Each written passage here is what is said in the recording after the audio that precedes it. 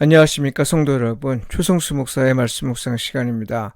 온전한 예배를 위해 캄보디아 바탄방 신학교에서 제공합니다. 본문은 베드로후서 2장 1절로 22절까지의 말씀이고요. 거짓 선생들에게 속지 않는 방법, 이 제목으로 말씀을 묵상하겠습니다.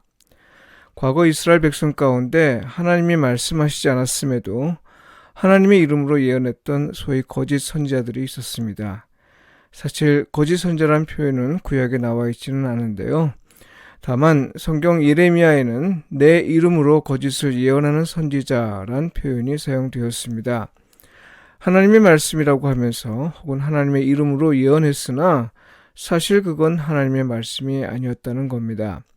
그건 다만 자기 생각과 바람이었을 뿐이고요. 듣는 자의 마음을 흡족하게 하는 거짓이었을 뿐입니다. 자기 생각과 뜻을 관찰하기 위한 계략이었던 거죠.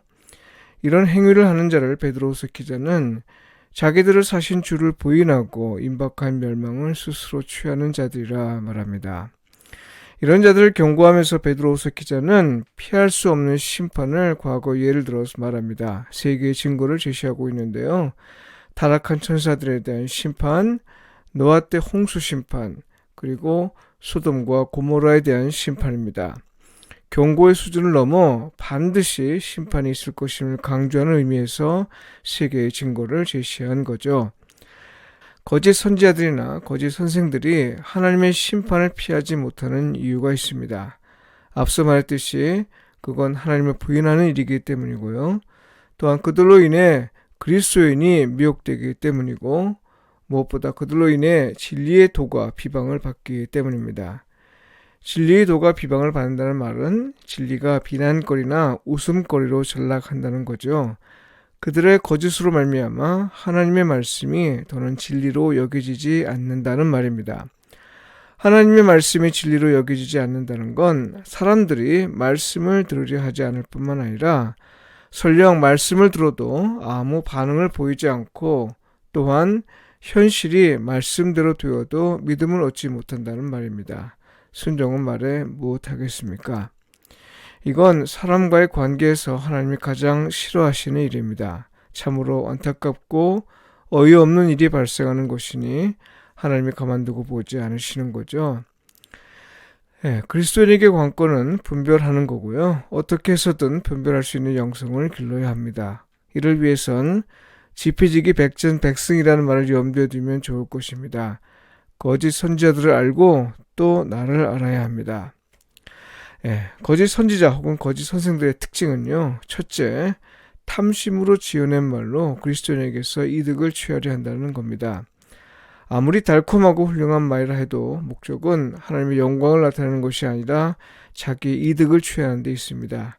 자기 영광을 얻으려 하고 자기의 이름을 나타내려 합니다. 둘째, 탐욕에 연단된 마음을 가진 자들입니다. 갈증을 느끼는 자들을 셈으로 유혹하나 갈증을 해결해 주지는 못합니다. 짙은 안개 같은 불확실함을 조장하여 사람들의 불안 심리를 이용하여 자기의 이득을 추구합니다만 사실 그 안개라는 건 바람만 불면 금방 사라지는 것에 불과할 뿐입니다. 셋째, 그리스도인으로 육체의 욕망에 충실한 삶을 즐기도록 하면서도 호색을 전혀 부끄러워하지 않게 합니다. 넷째, 각종 억압과 구속으로부터 자유를 준다고 하면서 결국 사람의 종으로 삼을 뿐입니다. 다큐멘터리에 나는 신이다에서 볼 수 있었듯이 이런 자들은 오늘날에도 어렵지 않게 볼 수 있는데요. 처음에는 가르침과 행위에서 선한 목자 모양을 하고 있어서 분별하기가 사실 쉽지 않고요. 특히 그 교묘함 때문에 많은 그리스도인이 미혹받고 있습니다.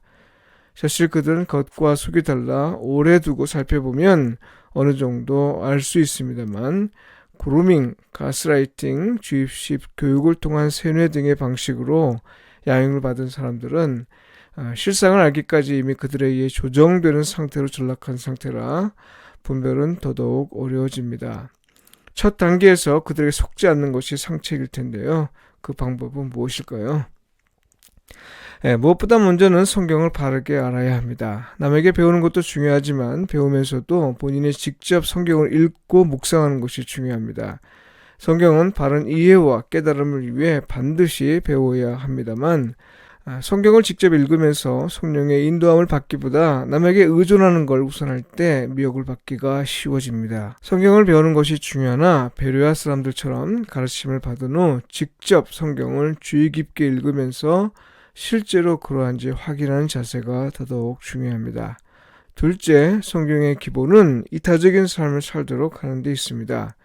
교회를 위한 헌금이나 혹은 개인을 위한 헌신에 우선순위를 두지 않고요. 말씀을 아는 것과 말씀이 현시에 되게 하는 순종을 가장 중시합니다. 셋째, 사람에게 권위를 두지 않고 하나님과 말씀에 권위를 둡니다. 사람을 높이지 않고 하나님을 찬양합니다. 교회 행사 가운데는 사람을 높이기 위해 행하는 일들이 너무 많습니다. 아무것도 아닌 것처럼 보이지만 실제로는 잘못된 가르침으로 가는 덫임을 명심해야 합니다.